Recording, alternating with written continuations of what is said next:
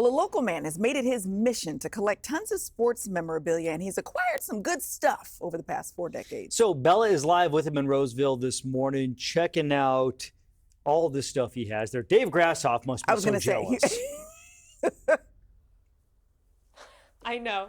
I love it.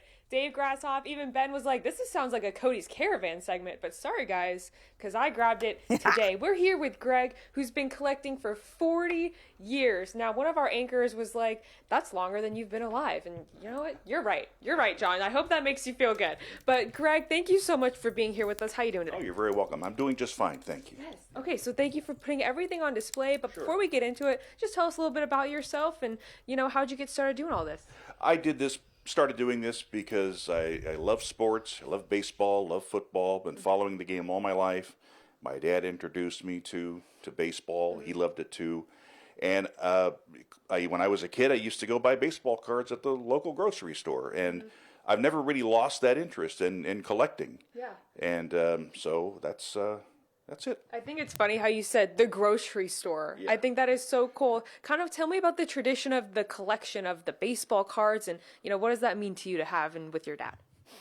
Well, I guess the great thing is when I opened up a pack of baseball cards in 1970, that was the first year I started buying baseball cards to get a player from my favorite team, and that would be the Oakland A's, or to get the card of a big star. That was always exciting. I didn't do a whole lot of trading with my friends, but I enjoyed the cards. It was very interesting and fun thing to do for me as a kid. Yeah, and you have some great things on display for us. I did definitely want to talk about this 1970 scorecard. This caught my eye right away. Can you tell us a little bit about the story behind this? I sure can. In September of 1970, the Oakland A's, near the end of their season, had a fan appreciation day. And at that, when you could go on the field, and the players were there, you could take their picture. Well, my dad and I were not too far away from the California Angels dugout, and my dad thought, well, let's go over and pay them a visit. There were some Angel players in the dugout, so we actually walked into the dugout and got the autographs of some of the players. In fact, we have an autograph on the front of a pitcher named Tom Murphy, who for the Angels, and I remember him making a very sarcastic comment, something to the effect of, "Wow, I didn't know they were letting little kids into the dugout." So too good. Now, Greg, too, we also have some rare baseball cards and football cards over there. But tell me about that picture there on the left. Sure. That is from my hopefully soon-to-be published book on the California State League. That's a league that was in existence in the state from 1903 through 1910. It had a very interesting and colorful history because its owners decided that they weren't going to play by the rules. They were going to go ahead and swipe players from some of the organized baseball teams and move into territory that was already owned by organized baseball teams. And needless to say, the Pacific Coast League and the organized baseball were not too thrilled with this.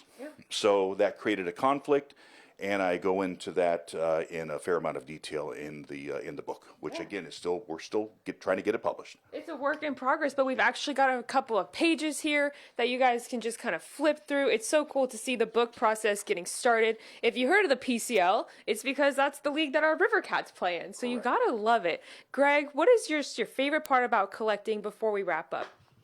Oh, I think the thrill of finding something new, something that I haven't seen before. I was very happy when I was able to acquire these two posters here. These are from the 1969 Topps. This is a year before I started collecting, but it was only one poster to a pack, so hopefully when you open up the pack you bought, you got a team that you liked. And I saved a couple of them. I have the Oakland A's poster from 1969 and also the San Francisco Giants from 1969.